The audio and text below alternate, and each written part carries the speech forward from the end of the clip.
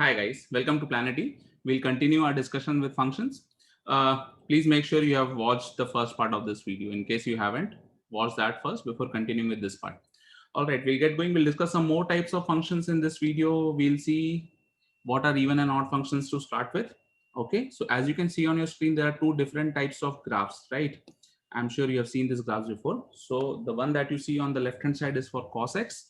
The one that you see on your right hand side is for sin x. So this graph is for cos x and this one is for sin x. All right. Why these two graphs are important? It will help you understand the difference between even and odd function. So cos x वाला जो graph दिख रहा है left hand side में, so as you can see this graph is symmetrical about the y axis. यहाँ पर एक mirror लगा दूंगा तो ये graph y axis में replicate हो जाएगा, right? Y axis में mirror लगाऊंगा तो you can see both sides the graph is behaving same. So this graph is symmetrical about y-axis. Symmetrical about y-axis. On the other hand, this graph is symmetrical about the origin. We'll understand the meaning. Symmetrical about the origin मतलब इस graph की मैं अगर दो बार mirror image लेता हूं, let's say once I take a mirror image y-axis पे, तो ये ग्राफ ऐसा हो जाएगा, right? एंड देन एक बार अगेन मैं उसकी मिरर इमेज लूंगा एक्स एक्सिस पे, तो ये यहां पर रेप्लिकेट हो जाएगा, right? So the graph that you see on the left hand side is your even function. This is even function. We call this as even function. And this one is odd function. So remember, even functions are symmetrical about y-axis. Odd functions are symmetrical about the origin, right? Other thing that you're supposed to understand in case of even and odd function is that in case of even function, as you can see in the graph also, f of x equals to f of minus x. Okay? F of x equals to f of minus x. And in the case of odd function, f of minus x equals to minus of f of x. Remember these two things. F of x equals to f of minus x अगर आप बोलेंगे तो वो even function होगा. So as you know, cos x is equal to cos of minus x, right? Even function है ये. And odd function में क्या है? Sin of minus x. We are aware that sin of minus x is negative sin x, right? So this is my odd function. So I repeat, even functions are symmetric about the y-axis. Odd functions are symmetric about the origin. F of x is equal to f of minus x for even function, and f of minus x is equal to minus of fx in case of odd functions, right? There can be some functions which are neither even nor odd. Suppose मैं कुछ इस तरीके से graph बना देता हूं. Now ये y axis पे भी सिमेट्रिक नहीं है एंड ओरिजिन पे भी सिमेट्रिक नहीं है. So such type of functions are neither even nor odd. Neither even nor odd. ठीक है? Can there be a function which is both even and odd? अगर मैं इनके रिलेशन को इक्वेट करता हूं, so what I am going to get is f of x equals to 0. I'll get a relation f of x equals to 0, right? This is the f of x equals to 0 मतलब y equals to 0. Y equals to 0 का graph is nothing but the x-axis, right? This is the only function which is both odd and even. There cannot be other function which is both odd and even at the same time. So f of x equals to 0 is both odd and even. All right. So I hope you have understood the basic meaning of what even and odd function is, right? Let's get going with the questions now. Now, very important graph with respect to your CAT exam, y equals to mod of x. Please understand, mod x, mod वाले graph जो भी रहेंगे, they will always give you a straight line, right? कोई curve नहीं मिलने वाली आपको उसमें. It is going to give you straight lines always. Understand this thing first. So अगर मैं f of x equals to x बोलता हूं, मतलब y इक्वल्स टू एक्स बोलता हूं, तो सीधा सीधा मेरा ग्राफ कैसा हो जाएगा? ये वाली line, right? But the moment I say mod x, mod मतलब मुझे मेरी y will be positive always. y equals to mod x जब मैं बोलता हूं, y will always be positive, right? x can be positive और नेगेटिव. ठीक है, x पॉजिटिव नेगेटिव हो सकता है, बट y जो है मेरा हमेशा पॉजिटिव ही रहने वाला है, right? Because mod values is going to give me positive values. तो ये वाला जो ग्राफ इस साइड पर है, ये ऊपर चला जाएगा. And this is how your graph for y equals to mod x will look like, right? Now the question is asking you that f of x equals to mod x is, अभी अभी हमने definition पढ़ा, right? My even function is symmetric about the y axis, right? तो ये सीधा सीधा दिख ही रहा है कि this is nothing but my even function. Also I can see f of x equals to f of minus x, right? f of x करोगे तो भी वही वैल्यू मिलेगी. Mod x is also equal to x. Mod x is equal to x and mod of minus x is also equal to x, right? तो ये clear जो है मुझे समझ में आ रहा है that f of minus x equals to f of x and this graph is symmetric about the y axis, so y equals to mod x is nothing but an even function. All right, very important for you to understand this. Let's get going with some other type of questions now. All right.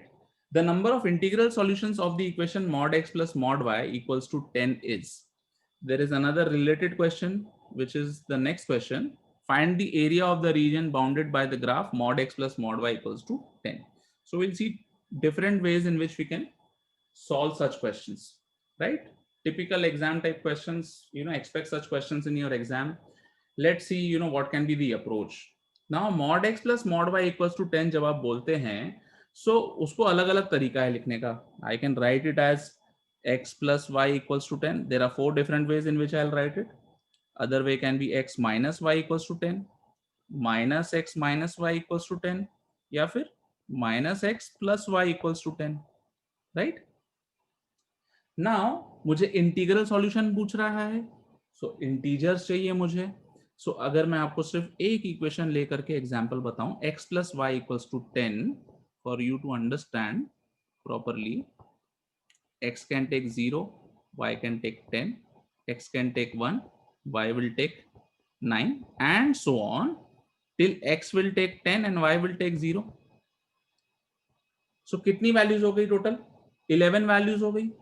So there will be 11 values for this, 11 for this, 11 for this, 11 for this, right? There will be a total of 11 values which are going to satisfy integral values, right? Which are going to satisfy these 4 relations that you can see, right? This is first thing that you are supposed to understand. Now, other way of understanding this is through graph. Now, if I draw a graph, let's say 4 line मुझे बनानी है, ये 4 line मुझे दिख रही है, मुझे draw करनी है. अगर मुझे फर्स्ट लाइन ड्रॉ करना है x plus y equals to 10, this is how my line will look like. When x equals to 0, y equals to 10, ये पता है आपको. x 0 पे y 10 ये पॉइंट हो जाएगा, राइट? और y 0 पे x 10 ये वाला पॉइंट हो जाएगा. So if I join these 2 points, this is how it will look like. ठीक है? Similarly, x minus y equals to 10 चाहिए तो ये वाली लाइन बन जाएगी ऐसे. This is 10, this is 10, ठीक है? This is minus 10. और तो ये फर्स्ट लाइन हो गई मेरी, ये सेकंड लाइन हो गई. Third line will be minus x minus y equals to 10. ये ऐसी हो जाएगी, ठीक है? This is 10 again, negative 10 this side. And the last one minus x plus y. So वो कैसा हो जाएगा? ऐसा हो जाएगा. And this will complete my graph. Okay. So ये लाइन को 11 पॉइंट्स हैं इंटीजर कोऑर्डिनेट्स वाले, इस लाइन में 11 पॉइंट्स हैं, इस लाइन में 11 पॉइंट्स हैं, इस लाइन में 11 पॉइंट्स हैं. Okay, so there are a total of 11 integral points on each line. Okay, so मेरा आंसर क्या हो जाएगा? 4 into 11 44. बट 4 वर्टाइसेस जो हैं वो रिकाउंट हो रहे हैं, ठीक है? ये वाले जो पॉइंट्स हैं वो बार बार काउंट हो रहे हैं, right? We are doing a double count, so उनको मुझे एक बार रिमूव करना पड़ेगा. So this will give me 44 minus 4, which is nothing but 40. 44 minus 4, which is nothing but 40. All right. So I hope you have understood this. ठीक है, you can go through it again. कुछ problem आ रहा है तो. Now the next question, which is related with this, क्या बोल रहा है question? Find the area of the region bounded by the graph. So we just saw how do we draw the graph. तो हमारा graph कुछ इस तरीके से बना हुआ था. एक स्क्वायर बन रहा था, ठीक है? स्क्वायर बन रहा था, इसकी डायगोनल कितनी है? Area of square. Area of square क्या हो सकता है? या तो साइड स्क्वायर या तो diagonal square upon 2, right? These are two different ways in which we can write area of square. अब यहाँ पे मेरा डायगोनल कितना है 20 दिख रहा है, तो सीधा सीधा मेरा आंसर क्या हो जाएगा 20 square upon 2 400 upon 2 which is nothing but 200, right. तो स्ट्रेट फॉरवर्ड इसका आंसर आ गया 200 हमारे पास. प्लीज मेक श्योर ये दोनों क्वेश्चन आपको अच्छे से समझ में आए. This will be helpful for you to understand the graph and it will help you solving questions during the exam time also. इस तरीके के क्वेश्चंस आप अच्छे खासे प्रैक्टिस करिए ताकि आपको मॉड वाले जो ग्राफ्स हैं वो अच्छे से बनने लग जाएं, and then accordingly you can target such questions. Let's see some more questions, guys. क्या बोल रहा है next question? In the xy plane, the area of the region bounded by the graph mod x plus y plus mod x minus y equals to 4 is. अब mod देख के ये तो bulb जल जाना चाहिए कि पहला स्ट्रेट लाइंस मेरे पास बनने वाले हैं. Now अलग अलग तरीके हैं. Let's say मैं अगर बोलता हूँ x is greater than y बोलता हूँ अगर मैं, तो क्या हो जाएगा ये equation x plus y plus x minus y हो जाएगा equals to 4. 2x equals to 4, x equals to 2. ठीक है, तो मुझे ग्राफ में बनाना है x इक्वल्स टू 2, मतलब एक स्ट्रेट लाइन बनेगी ऐसी, ये है 2 और इस पूरे लाइन में x इक्वल्स टू 2 है. जब y ग्रेटर देन x हो जाएगा तब क्या हो जाएगा x plus y plus y minus x equals to 4. तो यहाँ पे मुझे 2y इक्वल्स टू 4 मिलेगा, मतलब y इक्वल्स टू 2. तो y इक्वल्स टू 2 वाला ग्राफ कौन सा हो जा रहा है मेरे पास, जहाँ पे y मेरा 2 होने वाला है. yes or no? So x equals to 2 is going to satisfy this graph. y equals to 2 is also satisfying. Now you can also see अगर आपको वैल्यू सेटिस्फाई करे करनी, अब ये समझ में आ गया है बिकॉज ये मॉड का खेल है, तो this is how the graph is going to close like. Other thing that you can do is you can also try and substitute some values and then draw the graph, but उसमें आपको पूरे values लेना जरूरी है. For example, सबसे पहला obvious value आप क्या लोगे, x equals to 0. x equals to 0 रखोगे तो क्या आ जाएगा y equals to 2. ठीक है, फिर आप क्या रखोगे y equals to 0, x equals to 2 आ जाएगा. ठीक है कि नहीं है. Now x equals to 2 रखोगे तो y equals to भी 2 आएगा. yes or no? ये भी पॉइंट सेटिस्फाई कर रहा है. तो सारे पॉइंट्स देखना जरूरी है, नहीं तो ग्राफ ऐसे बन जाएगा which will be wrong. So इस तरीके की गलती नहीं करनी, because I have to check for all possible points. या फिर इस तरीके से आप कर सकते हो सीधा सीधा सॉल्व और x और y की वैल्यूज निकाल सकते हो. So one value that you are going to get is x equals to 2, x equals to minus 2, y equals to 2, y equals to minus 2. ये चार वैल्यूज टोटल आपको मिलने वाली है. तो this is how your graph will look like. और ये पूरी लेंथ कितनी हो जाएगी 4. आपसे एरिया पूछ रहा है, क्या हो जाएगा आंसर सीधा सीधा 4 square which is nothing but 16. All right, so make sure either you solve the equations and try to draw the graph, right? और आप x और y की अब दूसरा इक्वेशन नेगेटिव करके लिखोगे तो उसको -2 और -2 मिल जाएगा दोनों जगह पर आपको. So you'll get two different lines now. Yes or no? You can also see that x equals to -2 अगर मैं रखता हूं तो मेरा ग्राफ सेटिस्फाई हो रहा है. तो कभी भी वैल्यूज जब आप सब्स्टिट्यूट करते हैं you know put basic value 0 1 2 0 -1 -2, इस तरीके से वैल्यू सब्स्टिट्यूट करोगे आपको ग्राफ आपका दिख जाएगा सीधा सीधा क्या हो रहा है एग्जैक्टली उस ग्राफ में. बट मेक श्योर 3-4 वैल्यूज आप प्रॉपरली रखें if you are substituting the values. Otherwise you solve the equation and then draw the lines accordingly. Okay, so this line we had drawn for x equals to 2, this line we had drawn for y equals to 2. Okay, similarly you will get other lines for x equals to -2 and y equals to -2. All right, let's go for next question now. Okay, what is this question saying? Consider a triangle drawn on the xy plane with its three vertices at 41, 0, 0, 41 and 0, 0. All right, so एक triangle बनेगा. This is how your triangle is going to look like. This is x equals to 41, y 0. This is x 0, y 41 and this is your origin 0, 0. ये मेरे 3 vertices दिए हुए मुझे question में. The number of points with integer coordinates inside the triangle excluding all the points on the boundary. अब boundary points मुझे consider नहीं करने हैं, मुझे ट्राइंगल के अंदर वाले कोऑर्डिनेट्स पूछे जा रहे हैं. ऑल राइट, लेट्स सी किस तरीके से इस क्वेश्चन को हम टारगेट कर सकते हैं। नाउ पहली चीज जो मुझे समझना है, यहाँ पर अगर मैं ट्राइंगल की जो लाइंस देखता हूँ, अगर ये लाइन देखूंगा तो इसमें कितने पॉइंट्स हैं, 0,0 से 41,0, तो 0 से लेके 41 अगर सब काउंट करूंगा तो कितने पॉइंट्स मिलेंगे टोटल मुझे, 42। एग्री और not? We are taking integral points, ठीक है, इंटीजर कोऑर्डिनेट्स वाले ही पॉइंट्स हमें ढूंढने हैं, नहीं तो बहुत सारे पॉइंट्स होंगे ऑब्वियसली। अब इसके ऊपर एक और लाइन बनी है यहाँ पर, ऐसे line line line line line line बनते बनते फाइनली एक पॉइंट बच रहा है मुझे। सो इसके अंदर भी एक लाइन होगी जिसमें यहाँ पर ये वाला पॉइंट मिस हो रहा होगा, उसमें कितने इंटीजर कोऑर्डिनेट्स हो जाएंगे, 41। सिमिलरली उसके ऊपर एक और लाइन ड्रॉ होगी 40। ऐसा करते करते करते करते मुझे दिख रहा है लास्ट में ये पॉइंट पे हम आ गए, which is only one point. Yes or no?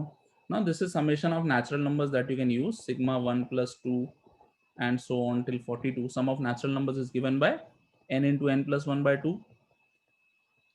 So if I solve this 21 into 43, I'll get 903. All right, अब ये पूरे पॉइंट्स आ गए, बाउंड्री के पॉइंट्स मिला करके भी सारे पॉइंट्स आ गए, ठीक है। अब मुझे वो पॉइंट्स बाउंड्री वाले नहीं चाहिए, क्वेश्चन में उनको एक्सक्लूड करने बोला गया है। So let's see boundary points कैसे होंगे। अब ये चीज आई एम श्योर आपको समझ में आ गई, ये जो लाइन है this is x plus y equals to 41 और x plus y equals to 41 के यू हैव सीन कितने सॉल्यूशंस हैं हमारे पास, 42 सॉल्यूशंस होते हैं इसके, 0,41 से लेके 41,0 तक। तो ये लाइन भी वही वाली लाइन है, ठीक है। Please make sure you have understood this properly, है ना। नाउ 903 में से मुझे बाउंड्री पॉइंट्स हटाने हैं, तो बाउंड्री में क्या क्या आ रहा है मेरे पास, ये वाली लाइन आ रही है, इस लाइन में भी मेरे पास 42 पॉइंट्स है, इस लाइन में भी 42 पॉइंट्स है, इस लाइन में भी 42 पॉइंट्स है। Okay, so what I can do is 903 minus 42 minus 42 minus 42, ठीक है। बट मुझे एंड में 3 प्लस करना पड़ेगा। क्यों 3 प्लस करना पड़ेगा मुझे, बिकॉज मैं वर्टाइसेस को रिपीट माइनस कर दिया हूं। yes or no? So this is one way of understanding.